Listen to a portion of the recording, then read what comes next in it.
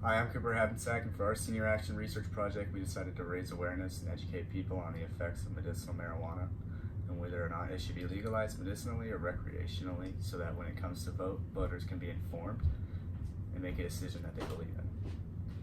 Conducted a survey among students at Liberty about their thoughts on marijuana. 96% of students surveyed on believing marijuana should be legal medicinally.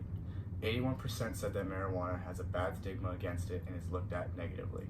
That stigma is created that when people use marijuana are just stoners and use it for fun. While that is true, many people also use it for pain relief, anxiety relief, and many other illnesses that marijuana helps with. Some examples of illnesses and diseases that use marijuana or certain forms of byproducts of marijuana are epilepsy, cancer, Alzheimer's, AIDS, HIV, to name a few. A majority of adults think that smoking is harmful to developing brains and bodies. A study from the Pew Research Center reported that 62% of Americans believe that smoking marijuana is less harmful to you than cigarettes. However, cigarettes have been more heavily researched and regulated, while marijuana has only been through a few clinical trials. The long-term effects are not as known as cigarettes. Marijuana smoke, like tobacco, is an irritant to the throat and lungs and can cause long-term damage over time to the lungs.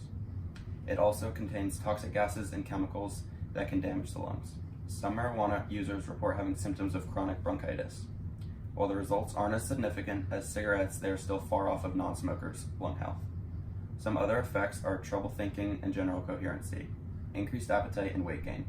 Fast heart rate and slow coordination are also other effects of marijuana. Another risk is that while it may be legal locally or statewide for medicinal or recreational uses, it is still against the law federally and you can be arrested for possession. Positive effects on the economy and where it is presently legal, and how it helps the economy by taxing it heavily.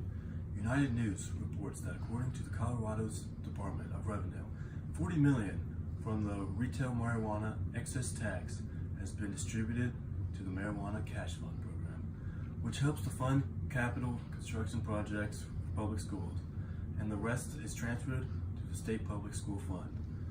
It is expected to reach $63 million revenue annually by the end of 2019. Sales in the state of Colorado totaled over $996 million in the year 2017 and are expected to grow 30% by 2021. New Frontier reported, predicting the impact of federal legalization of marijuana suggests that nationwide legalization could generate 1.1 million jobs by the year 2024. A Israeli study on rats and mice found that endocannabinoids reduce brain damage. Another study on rats published by the Annals of the New York Academy of Science found that cannabis had neuroprotective qualities as an antioxidant. Two-time NFL pro Kyle Turley said that cannabis is potentially a savior for CTE. 70% or more of the players currently in the NFL use cannabis because they know it works. In conclusion, we have presented many facts and opinions from both spectrums of the marijuana legality debate. Now it's your turn to come to a conclusion.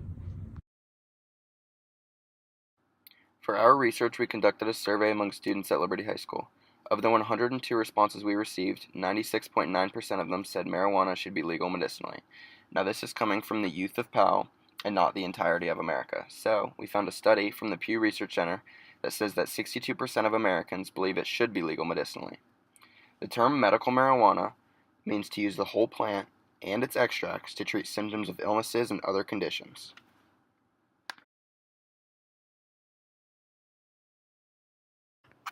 Another part of our survey was asking students what their thoughts on recreational marijuana use was. We found that 80.6% of people we surveyed said that they were in favor of recreational marijuana in the United States, compared to the 51% of Americans nationally that believe marijuana should be recreationally used. There is roughly 30% difference between the two percentages. We find this interesting because we believe there is a divide between the generations of America and their stance on marijuana. We believe that a major part of this came because of the Nixon administration and the war on drugs, as seen in the graph below. Our surveys also showed that 80% of people we surveyed believe there is a bad stigma surrounding marijuana and its byproducts. We found that our data is about 40% higher than compared to others.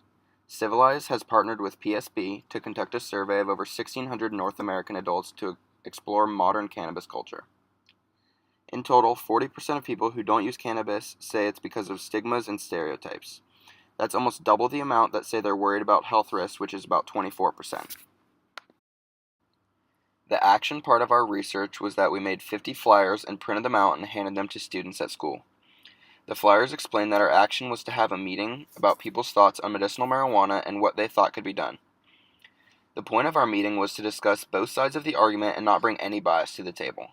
We wanted to provide our young learners with concise and factual evidence so that in the process they were able to come up with their own opinions without being pushed to one side because of an agenda. The meeting was set up that Saturday and the people that RSVP'd unfortunately did not show up. We weren't able to talk about everyone's thoughts on marijuana. However, we did get a short amount of time to explain our meeting to an English class at our school. While it was disappointing that no one came to our meeting, we were still excited about the fact that we could spread some information and knowledge and help people learn about marijuana.